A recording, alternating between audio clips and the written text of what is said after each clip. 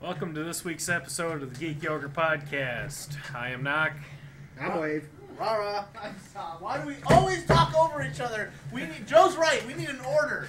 There's an order to intros. There is no order to this disorder. There is always order to my disorder. Not yours, which is why there's an issue, but... Right. Issue 37. Yes.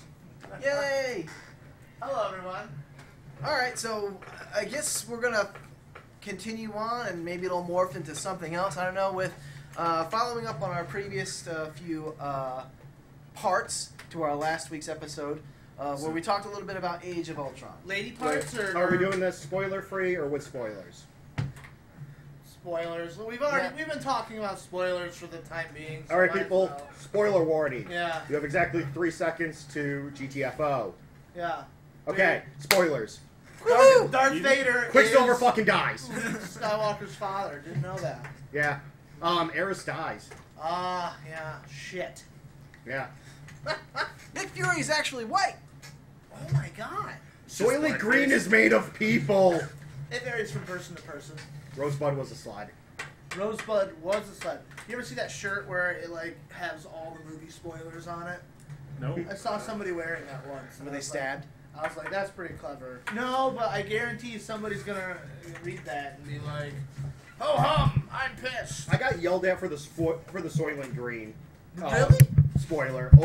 Actually, over headsets. What? That movie's from like the '60s. One of our 70s maybe. one of our wonderful Munchkin videographers. There's only one. Yes, I know.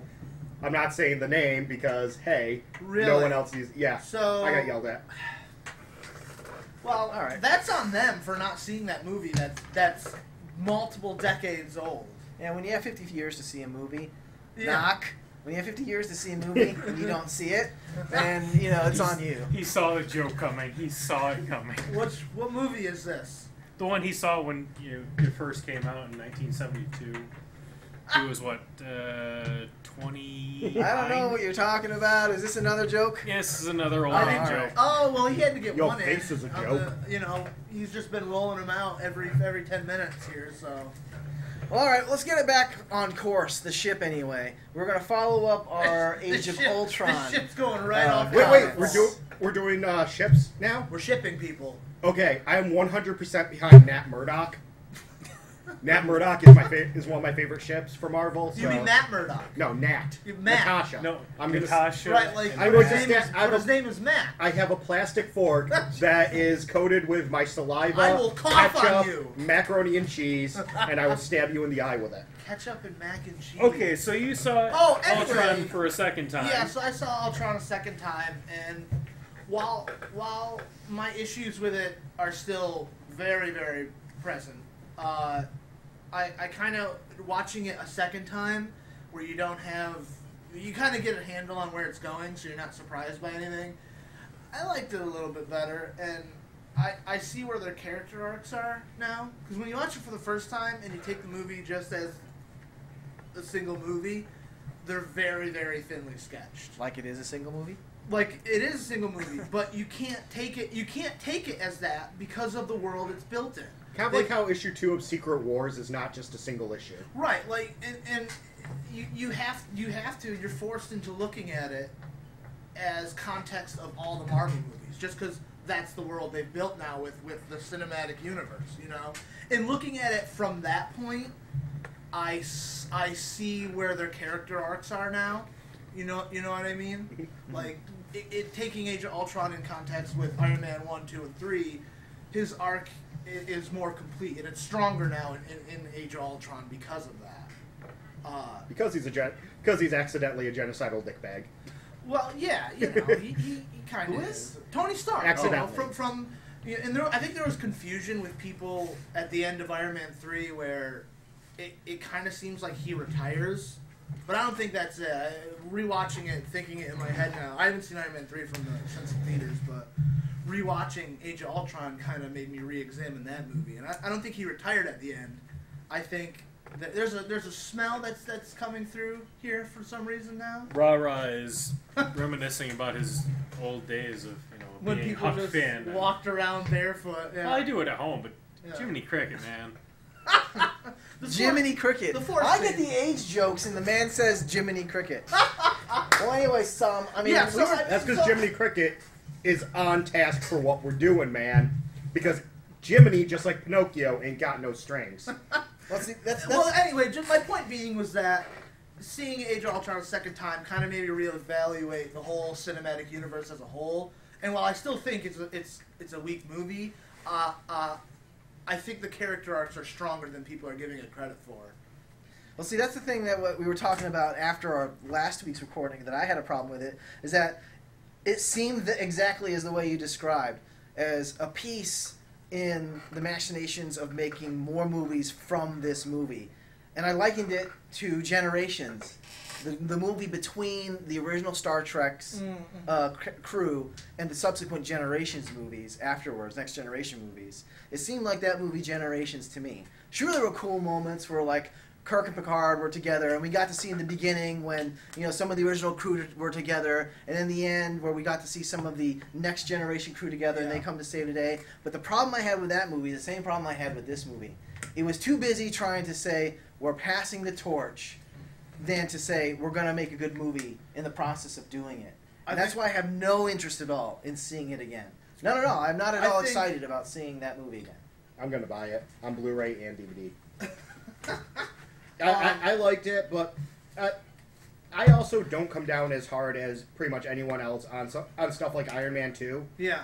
Because one thing that, and this is 100% a new thing to the movie landscape that a lot of people haven't really gotten used to, is you need bridging movies every now and then. I was just about to get to that. It doesn't need to be, like, to me, I went, I had fun, I saw some cool stuff, and they set up some great stuff, like Thanos with the, well, guess I'll have to do it myself. Horrible! Horrible! I hated that. Oh my god, horrible! I'm not that. I can't have a passionate, much more but- visceral reaction than that. I think I actually shat myself. You smell that? I can't tell if Yeah. that's his feet or But glass. but that's the thing, just like both.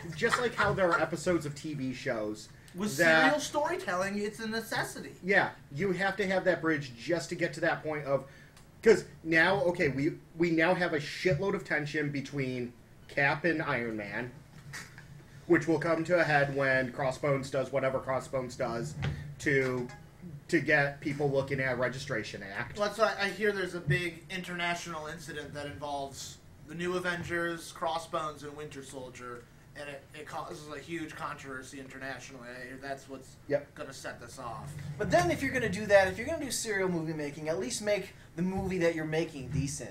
Well, Make it a two-parter. I think Come and see Avengers 2 Part 2 so that we can actually develop those arcs that you say you saw a little bit more, Sam, that I thought were completely vacant. And then we can actually get a villain that is actually a threat. Rather than just I don't think all of that that's is shoehorning subjective. all that All stuff. of that is Yeah, subjective. I think that's. I saw him as a threat. I definitely saw Ultron as a threat. Just like I saw Ronan He as was a a threat. vague threat, but I think that's kind of again they say necessity, but it was kind of a necessity with the character of Ultron. I saw him a bit. Actually, I saw him as more of a threat than Loki. Yeah, to a degree. I mean, Loki was just he had the scepter really, but I mean that's besides the point. I mean, So much more storytelling could have been done if they took the time to do it. So that, you know, I don't think they had the time. I think this movie was always going to be built from compromise of Joss Whedon's vision matched with setting up the next phases. I think it was always going to be that movie, and people built it up to be not that movie. I don't think it was always going to be that movie. I think it had to be. I think that once they started to tell him that you have to make this kind of movie where you have to compromise all these things. How could it not have been that movie, though? Because they could have made it a two-parter. No, they can't do that because they're making the third one a two-parter. They're not going to make their Avenger tentpoles all two-part episodes. It's not. Then you get That's not those applicable. compromises. You do. Then you get those compromises. And that's filmmaking. That's big budget filmmaking, though, is compromise. And I'm saying to you is that it could have easily done the same way as they're doing Infinity War in two parts. They could have easily done this. Since they're transitioning teams and they're trying to raise the bar, why not make this a two-parter so that they can actually give screen time and not contractually say, all right, we're going to make this movie better, not I don't for know better if they had enough storytelling. for 2 parts. But I don't think they had enough for 2 parts. They probably had enough for another hour of that movie. the original cut of the movie was like 180 minutes or It's something three, like that. 3.5 hours long. That could be a good hour 45-minute movie between the two of them. But then it would feel even more bogged down than it already does now. I don't think so, because then you can Even change though your filmmaking even though style to do it. now you have room to breathe, you're not at Sure. this breakneck, breathless pace that the movie is at now. But now you're getting into just too much. Now you're blowing out your movie and you're losing focus of what it should be. I don't know, Sam. Because That's how I feel. basically at the end you get 4 new characters that are going to be in it. So in this movie, if you do a character count, it's there's like dozens there's of like people. 14 main characters in this movie. And you'd have to be a complete retard to think that you're going to, even in a 2-hour movie, get enough time to flesh out all 14 characters without making some serious compromises to not only the story, but who those original characters are that the people are drawing And I from. don't, and So I know I agree, and I do not think that they thought that. I think they always knew that they were going to have to shortchange some characters in this movie. Side saying it's note, a bad a lot of those compromise. characters were fleshed out before the movie even began. In what? And that's why Iron Man 1, 2, 3, That's what Captain America 1, Captain America 2, Thor 1, Thor 2, Hulk, I'm not talking Avengers like 1. core characters. I'm talking like the tertiary characters. Like the guy who ends up being the Claw. Or, You don't need to flesh out the Claw yet. All you needed from that was what we got was we had a guy show up. We found out he's a weapons runner. He's an arms dealer. His name's the Claw. We see his arm get cut off because you know where he's gonna get fleshed out? Black fucking Panther. yeah, but also in that same vein, all those people that you just listed off had 1.5 to 2-hour movies to be fleshed out. And in this movie, they're establishing that they are changing as people fundamentally. So if that you're going to affects do that in 10 minutes, that when would you spend affect exactly 2 characters in that movie. 1.5, sorry, because of the way the movie ends. Well, no. It would affect Scarlet Witch. 3. Scarlet Witch, Hulk, No. Tony, It would- and I'm confused. it would on who- affect- and what's Cap. affecting who? No, needing the fact that there was the hour and there were all these other movies to flesh out these characters. Right. The only characters that would deserve to have that to flesh them out are Scarlet Witch and Vision and Quicksilver if he had lived. Oh yeah. Okay. But Claw shouldn't get a whole movie to flesh him out. Certainly the not. same I'm not way saying that- the whole movie. No, I I'm don't saying think- yeah, I more don't than think- like 5 or 10 minutes screen time. But he wasn't So a that you know major. that. But He wasn't a major villain in this. He was there as a, hey, look at this guy. Now when you go see Black Panther, you're going to go, holy crap, I know where Claw came Yeah, from. had Black But that's- Panther we've not already been a movie established coming up, that. if Black Panther was not a movie coming up, that probably would have been one of the first things cut from this movie. He's right, we've already inconsequential. established that this movie is setting up other films, and that's my whole problem with it.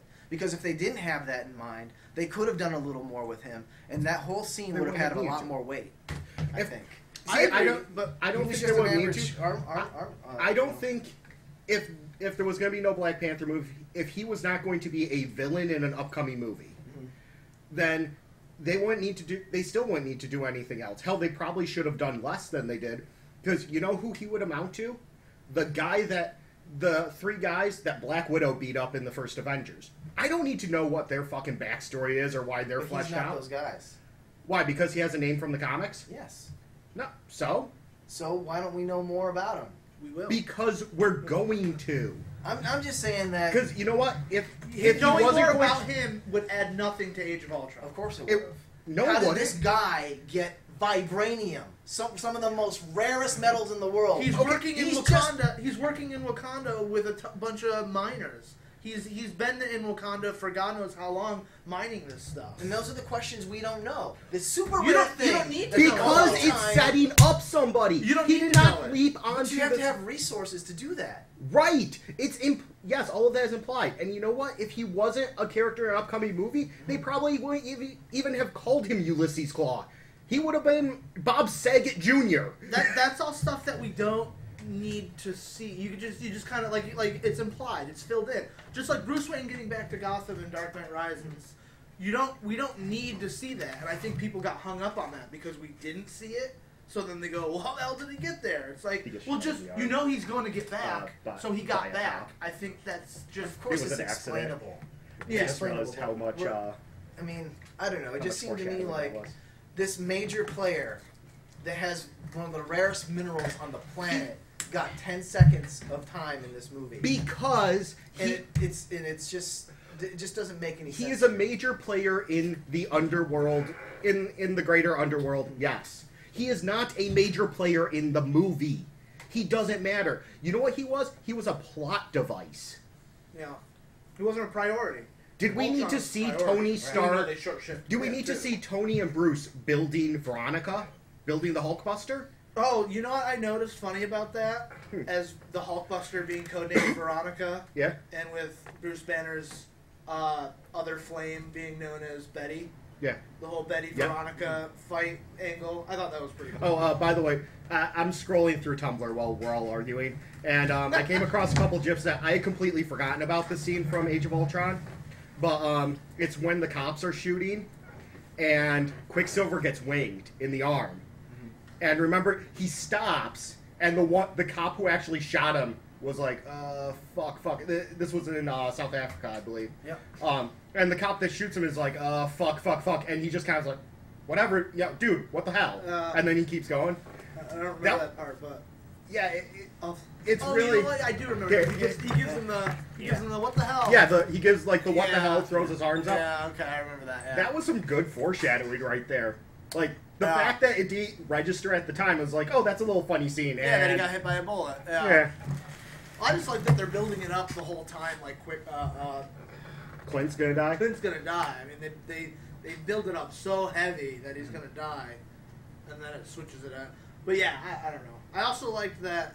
I think the next time we see Hulk on screen, him and Banner are gonna be even more kind of in sync with Hulk, more so than we've ever seen on screen. Because that whole little scene of him at the end, where he's clearly Hulk, but Banner's empathy is starting to come through a little more in Hulk that we've never seen before, because he makes the choice to cut off comms, and he makes the choice to seclude himself, just like Banner's doing, but he's doing it as the Hulk. And I think that's a cool little progression of the Hulk character. Right. I'm hoping it goes into Aboriginal Hulk. I'm really curious to see where they go with Hulk in this. I'm really not really sure what they're doing yet. They left it ambiguous enough where they really could do anything. Right. Who knows what they're gonna do? I just hope we get something Hulk related. You know, it's not gonna happen before 2018, 2019, unfortunately. Because they've got Phase 3 all planned out, and Hulk's nowhere to be seen. So I don't know. There's rumors he might pop up in Guardians 2. I don't know. We'll see. What? Not Scott Sucker. I don't know how he would be able to show up in Guardians 2 without being blasted into space. Well, that's where the Age of Ultron script originally had him going, is into the atmosphere, but they switched it slightly in the final movie where he's not. But Nick Fury didn't like him, so they blasted him in space. We'll send him cheesy movies. Oh yeah, Mystery the Science. Worst That's what I we thought. can find. La la la. No. Nope. No Mystery Science. Mystery Science. MST3K. Come on. Nope. I got you, Joe. I love it.